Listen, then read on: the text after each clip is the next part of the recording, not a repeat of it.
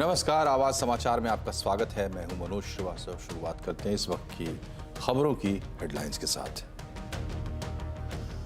किसान कल देश भर में मनाएंगे ब्लैक डे। एक किसान की मौत के बाद बदला किसानों का तेवर। 26 फरवरी को निकालेंगे ट्रैक्टर मार्च और 14 मार्च को दिल्ली रामलीला मैदान में होगी महापंचायत। दिल्ली में कांग्रेस आप के बीच सीट शेयरिंग डील लगभग डन। आम आदमी पार्टी ने लगाया धमकी मिलने का आरोप। आतिशी बोली, इंडिया गठबंधन नहीं छोड़ा तो केजरीवाल जाएंगे जेल। जम्मू कश्मीर के पूर्व राज्यपाल सत्यपाल मलिक के ठिकानों पर सीबीआई की red. Kiru hydro power project घोटाले का मामला। मलिक ने कहा, किसान का बेटा हूं, छापों से घबराऊंगा नहीं।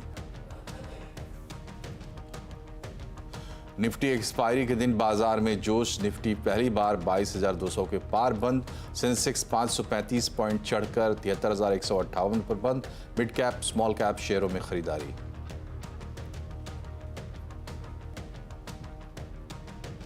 पेंट कारोबार में बिरला ग्रुप का बड़ा कदम। बिरला ओपस के ब्रांड नेम से लॉन्च किया पेंट। 216 कलर्स के 2300 शेड्स देगी कंपनी। 10,000 करोड़ का निवेश। आईपीएल के 21 मैचों का शेड्यूल जारी। 22 मार्च को चेन्नई सुपर किंग्स और रॉयल चैलेंजर्स बंगलुरु के बीच पहला मुकाबला। लोकसभा चुनाव की तारीखों के ऐलान के बाद जारी होगा दूसरे फेज का शेड्यूल। दुनिया की 8वीं सबसे बड़ी डेयरी कंपनी है। आपको इसे जल्द से जल्द दुनिया की सबसे बड़ी डेयरी कंपनी बनाना है और ये मोदी की गारंटी है। अमूल की गोल्डन जुबली पर पीएम मोदी ने दी गारंटी। दुनिया की नंबर 1 डेयरी बनाएंगे। महिला शक्ति को बताया अमूल की असली ताकत।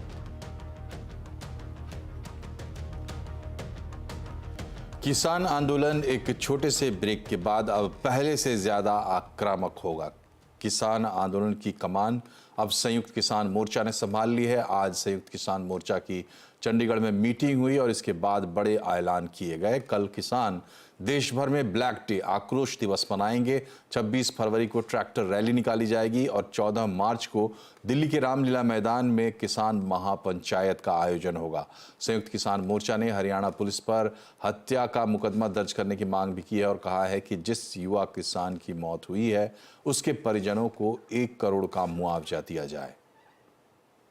फरवरी का जो प्रोग्राम होगा वो ट्रैक्टर मार्च का है।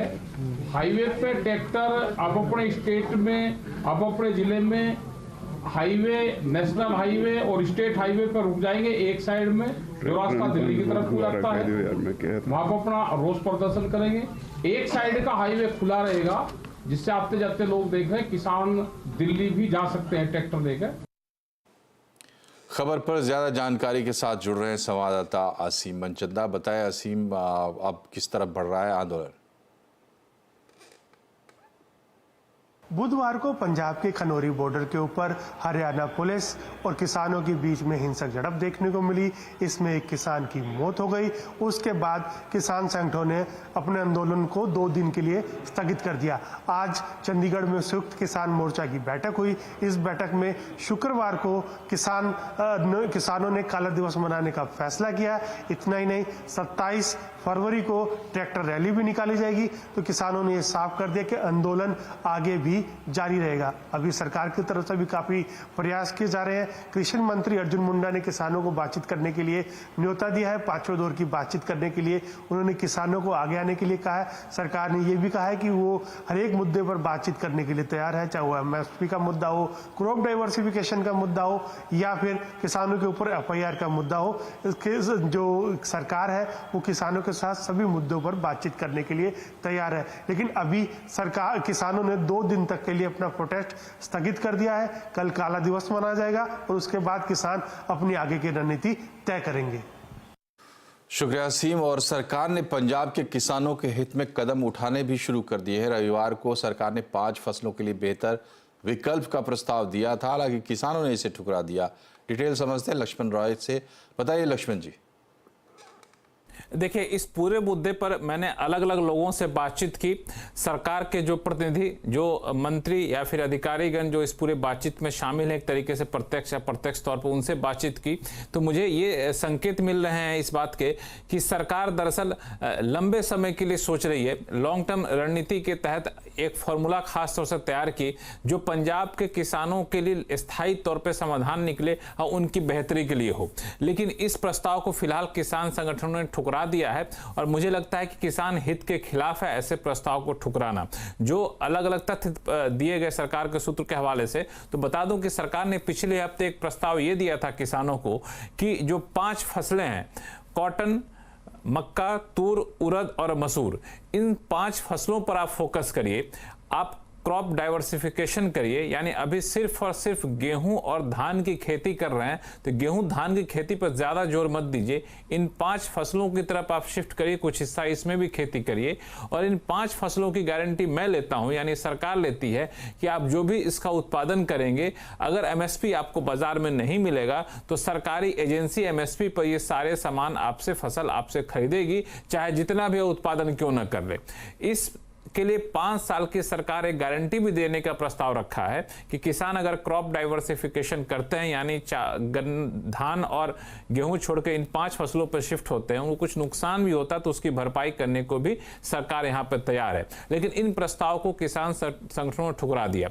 लेकिन सरकार का मानना है कि ये प्रस्ताव अगर स्वीकार किया जाता है तो लंबे समय में जो है ये काफी फायदेमंद होगा। और ये फायदेमंद इसलिए होगा क्योंकि धान और गेहूं की खेती पर फोकस करने की वजह से पंजाब में खासतौर से जल स्तर बहुत ज्यादा नीचे जा चुका है। 138 ब्लॉक का सर्वे किया गया, पाया गया कि उसमें से 109 ब्लॉक ऐसे हैं जहां पे जल का, यानी जमीन के नीचे का जो पानी, उसका बहुत ज्यादा दोहन किया गया है। 2 ब्लॉक तो बिल्कुल क्रिटिकल स्तर पर पहुंच चुके हैं, 5 सेमी क्रिटिकल पे पहुंच चुके हैं, सिर्फ 22 ब्लॉक ऐसे हैं जहां पे जल स्तर ठीक ठाक बना हुआ है। तो लंबे समय पानी का स्तर और नीचे ना जाए, इसके लिए सरकार ने फॉर्मूला सुझाया था और सरकार इस तरह के उपायों पर विचार कर रही है। शुक्रिया लक्ष्मण जी। इधर विपक्षी दलों के इंडिया गठबंधन में सीटों पर बात बनने लगी है। यूपी में समाजवादी पार्टी और कांग्रेस के बीच सीट शेयरिंग हो गई, अब दिल्ली का नंबर है। सूत्रों के मुताबिक दिल्ली के साथ कुछ और राज्यों में कांग्रेस और आम आदमी पार्टी के बीच लोकसभा सीटों पर समझौता हो गया है। सूत्रों के मुताबिक दिल्ली में आप 4 और कांग्रेस 3 सीटों पर चुनाव लड़ेगी। दोनों पार्टियों के बीच गुजरात और हरियाणा की सीटों पर भी समझौता हो गया है।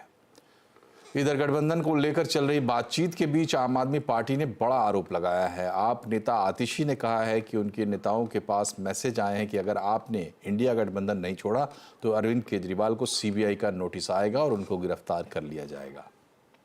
कल शाम से आज दोपहर तक कई अलग अलग लोगों के माध्यम से हमें ये मैसेज मिला है कि अगर आम आदमी पार्टी ने कांग्रेस के साथ गठबंधन कर लिया तो सैटरडे या मंडे को अरविंद केजरीवाल जी को सीबीआई का नोटिस आएगा और उसके 1 या 2 दिन में दोनों सीबीआई और ईडी अरविंद केजरीवाल जी को गिरफ्तार कर लेंगे। और इंडिया गठबंधन में यूपी के बाद दिल्ली, गुजरात और हरियाणा में भी सीटों पर बाट बनती नजर आ रही है, तो महाराष्ट्र में भी फॉर्मूला बनकर तैयार है। चुनाव के लिहाज से कैसा है सीटों का बंटवारा, आज आवाज अड्डा में इसी पर होगी बड़ी चर्चा शाम 7:57 पर।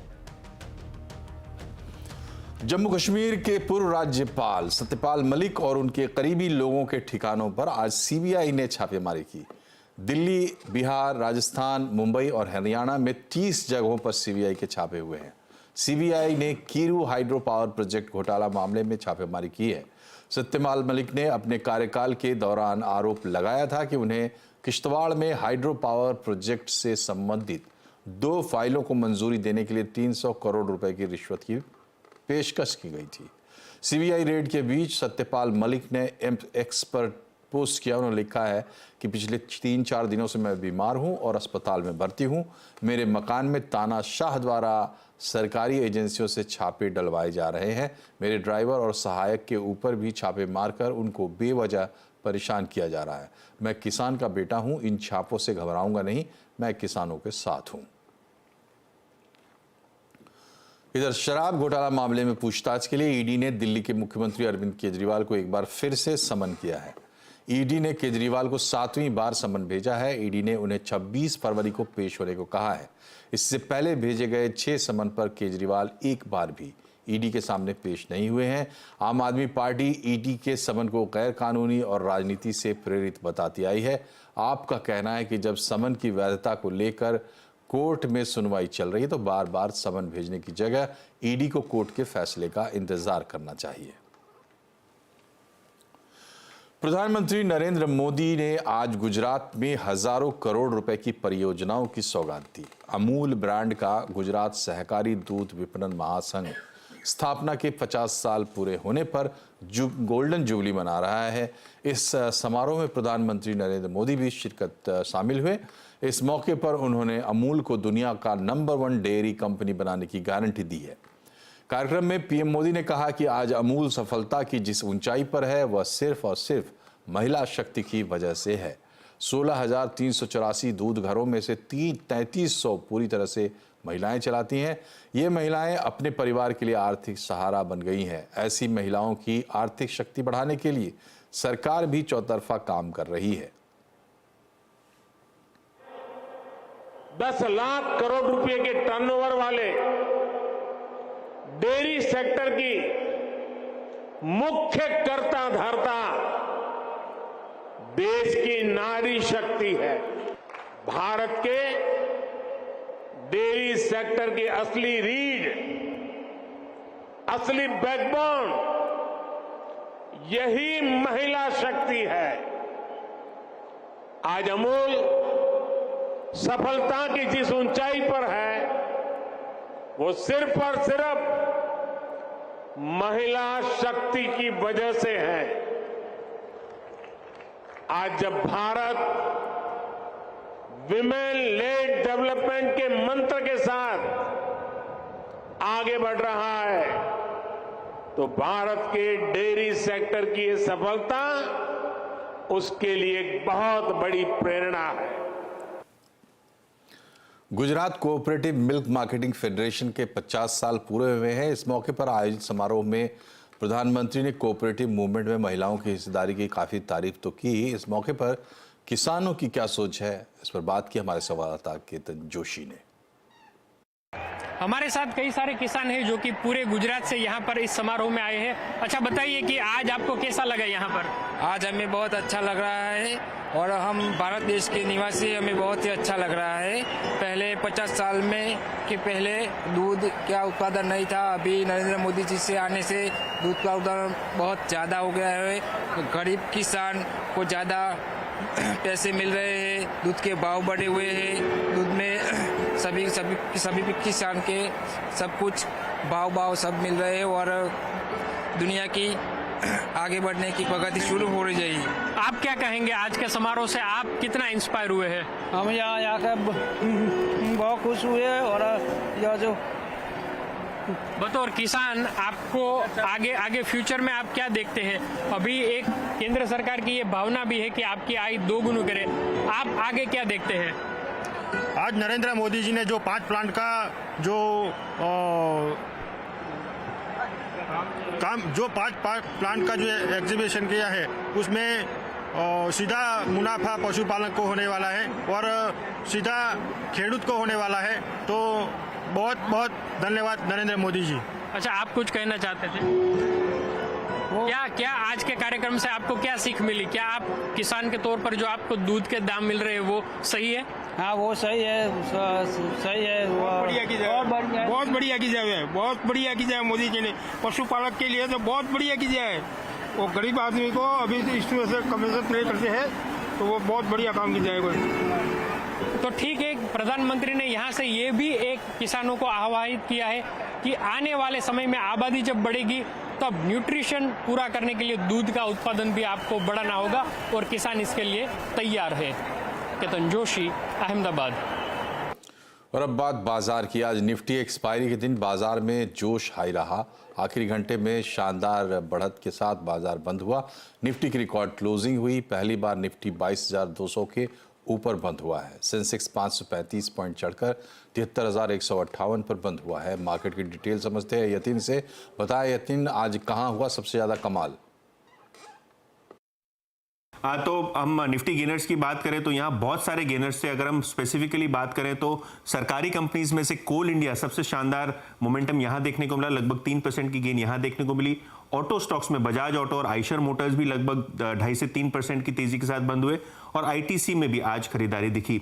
लूजिंग साइड पे ऑब्वियसली ऑयल मार्केटिंग कंपनीज थी, बीपीसीएल का शेयर लगभग 1% लुढ़ का और प्राइवेट सेक्टर की bank IndusInd bank, HDFC bank, Kotak Mahindra bank, यहां भी आपको हल्की पुल्की 1-1.25% तक की डाउनटिक आती हुई नजर पड़ी। लेकिन मिड कैप में काफी सारा एक्शन, ग्रेफाइट इंडिया 12% ऊपर, GR infra project, data pattern, Hindustan copper जैसे शेयर्स में भी आपने 8-10% का मूव देखा।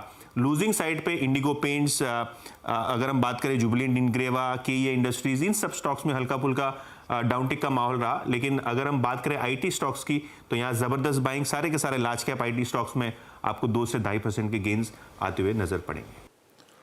शुक्रिया यतिन। और बिरला ग्रुप ने आज पानीपत में पेंट का एक नया ब्रांड बिरला ओपस लॉन्च किया। प्लांट का उद्घाटन और ब्रांड का लॉन्च आदित्य बिरला ग्रुप के चेयरमैन कुमार मंगलम बिरला ने किया। ब्रांड का प्लांट पानीपत के साथ ही पंजाब और तमिलनाडु में भी शुरू हुआ है। आपको बता दें कि इन प्लांट्स के शुरू होने के बाद 215 इंडियन आइकॉनिक रंगों में 2300 से ज़्यादा शेड्स पेंट के सेट्स का उत्पादन होगा।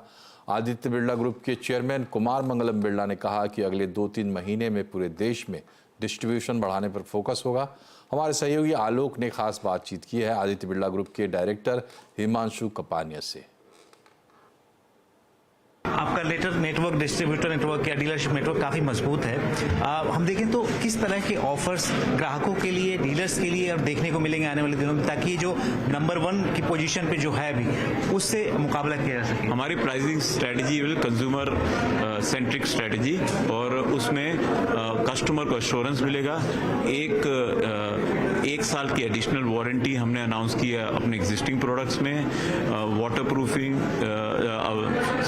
इनेमल और वुड फिनिश में पहली बार वारंटी अनाउंस किया है और 10% फ्री मटेरियल अनाउंस किया है। सर आखिरी सवाल ये है कि जो नंबर 2 का आपने 3 साल का पोजीशन देखा है अपने, तो ये नंबर 2 किस हिसाब से आप देख रहे हैं और नंबर 1 के लिए कितना समय लगेगा? आई थिंक वो तो बहुत जल्दी है, उसके बारे में हम ये ग्रीन फील्ड ऑपरेशंस है, बहुत बड़ा कैपेसिटी हमने खड़े की है। एज हमने मेंशन किया 40% एडिशन कैपेसिटी हमारी होगी इंडस्ट्री की और उसके बेसिस पे हमारा डिस्ट्रीब्यूशन भी पैन इंडिया होगा। इसके बेसिस पे हमारा इंटरनल एजम्पशन है कि ये हम रेवेन्यू पहुंच जाएंगे 3 साल में। और अब आप साइबर अपराध रोकने में सरकार की मदद कर सकते हैं। अगर आपको कोई संदेहजनक कॉल आती है तो आप सरकार के नए पोर्टल पर इसकी शिकायत कर सकते हैं। इससे क्या होगा बता रहे हैं हमारे संवाददाता असीम मनचंदा। आपने दूरसंचार विभाग के संचार साथी पोर्टल के बारे में सुना होगा। इस पोर्टल के जरिए आप अपना गुम हुआ मोबाइल ढूंढ सकते हैं। आपके नाम पर कितने नंबर एक्टिव है, आप इसकी जानकारी हासिल कर सकते हैं। अब सरकार इस पोर्टल के अंदर एक और नए फीचर की शुरुआत करने वाली है, जिसका नाम रखा गया है चक्षु। अगर आपको कोई फ्रॉड कॉल आती है, कोई संदेहजनक कॉल आती है या स्पैम कॉल आती है, तो आप इसकी शिकायत इस पोर्टल के ऊपर कर सकते हैं। उसके बाद क्या होगा, दूरसंचार विभाग का डाटा इंटेलिजेंस यूनिट उसके ऊपर एक्टिव हो जाएगा। उस नंबर की जांच की जाएगी कि वो नंबर किसके नाम पर एक्टिव है, कितने दिनों से एक्टिव है, क्या उसके अंदर इनकमिंग कॉल आ रही है। तो ये सारी चीजें उसकी जांच की जाएगी। अगर खासतौर पर अगर वो नंबर किसी साइबर अपराध के हब जैसे जामताड़ा, मेवात, नू वहां पर एक्टिव है तो उस नंबर को तुरंत डीएक्टिवेट किया जाएगा।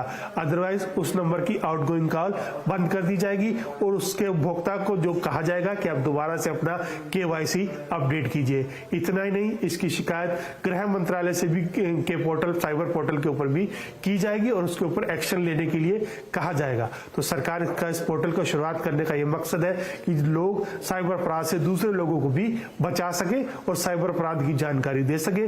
अगर उस नंबर को तुरंत डीएक्टिवेट कर दिया जाएगा तो साइबर अपराध इससे काफी रोक लग सकती है। असीम मनचंदा, दिल्ली। और सोशल मीडिया प्लेटफॉर्म एक्स और भारत सरकार के बीच एक बार फिर टकराव की स्थिति पैदा हो गई है। एक्स ने अपने ग्लोबल गवर्नेंस अफेयर्स अकाउंट से ये जानकारी दी है कि सरकार ने कुछ पोस्ट और अकाउंट्स को हटाने का आदेश दिया है।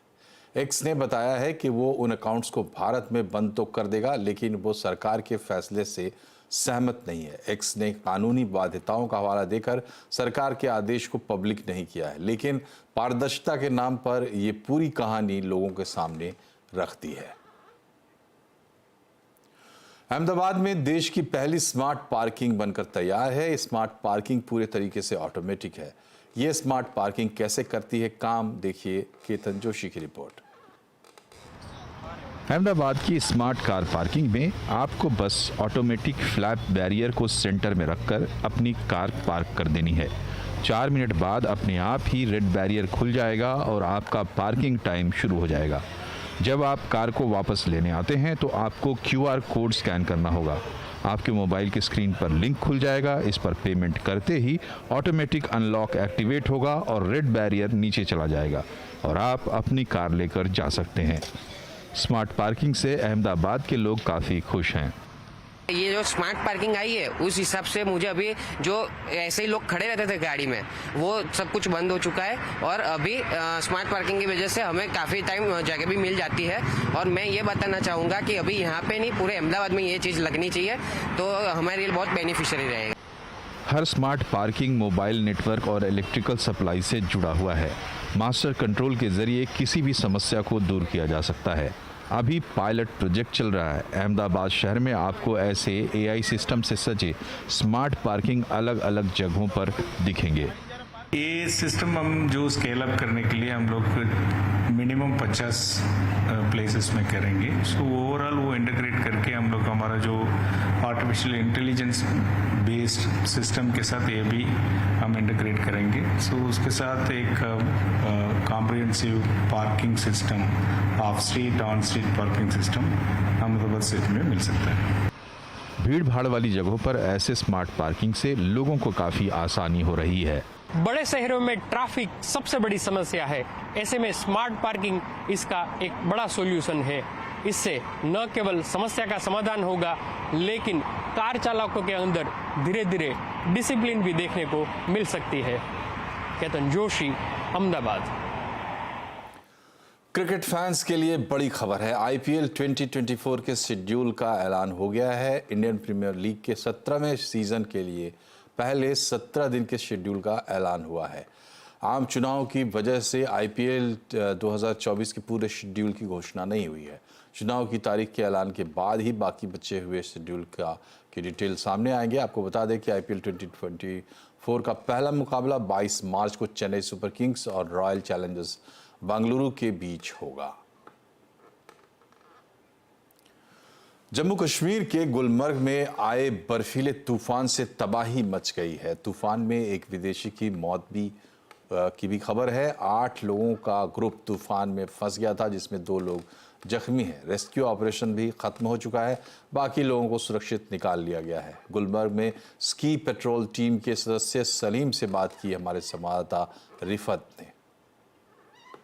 अभी भी डेंजर जोन में है, जहां पे एवलांच आया था उसी रीजन में है और एक स्कीयर की मौत हुई है और कुछ स्कीयर्स को जिंदा बचाया गया। मेरे साथ इस वक्त गुलमर्ग स्की पेट्रोल टीम है। इन्होंने ये रेस्क्यू ऑपरेशन अंजाम दिया। क्या हुआ, कैसे हुआ, सारी डिटेल्स मिल जाएंगी। हमें बताइए कैसे हुआ ये सब कुछ और आपको कैसे पता चला, सारी डिटेल। ये हमारी ड्यूटी रहती है ऊपर टॉप माउंटेन पे, जहाँ पे ये डाउनलोड होते हैं स्कीयर्स, तो वहाँ पे हम ऑलमोस्ट 4 बजे तक ड्यूटी देते हैं। तो उनके साथ जो एक गाइड था, उन्होंने हमें फ़ोन पे कॉल किया। वो लिटरली उसको वो फ़ोन मिला हमें कि उन्होंने हमें कॉल किया, क्योंकि बीच माउंटेन में नेटवर्क बहुत कम रहता है। इस जगह पे अच्छा नेटवर्क है, तो उसने कॉल करके फिर हमने अपने ग्रीन लीडर जो हमारा है mister Brian Newman from US, तो वहाँ पे वो पहुंचे। तो उसके बाद हमने टीम शिफ्ट कर दिए। उसमें से 2 जो है वो इंजर्ड थे और वाले की डेड बॉडी निकली। नहीं मतलब एक की डेथ हुई है और कितने इंजर्ड हैं? 2 इंजर्ड है। ये 8 का ग्रुप था। कोई मिसिंग तो नहीं है? नो, कोई। रेस्क्यू ऑपरेशन मुकम्मल हुआ, कंप्लीट खत्म। यानी एक की डेथ हुई है, 2 जख्मी हुए हैं, बाकी जो लोग थे उनको बचाया गया। सबको जी, सबको बचाया गया है। अभी जो वहाँ पे जो बाकी लड़के काम कर रहे थे, यहाँ के जो लोकल्स थे, उन्होंने बहुत हेल्प किया। तो अभी वो बाकी आ रहे पीछे। कितना डिफिकल्ट ऑपरेशन था ये बहुत डिफिकल्ट था क्योंकि बहुत विजिबिलिटी पुअर थी। इसी के साथ बुलेटिन में फिलहाल इतना ही, लेकिन खबरों पर अपडेट रहिए और जुड़े रहिए हमारे साथ सोशल मीडिया हैंडल्स के जरिए। नमस्कार।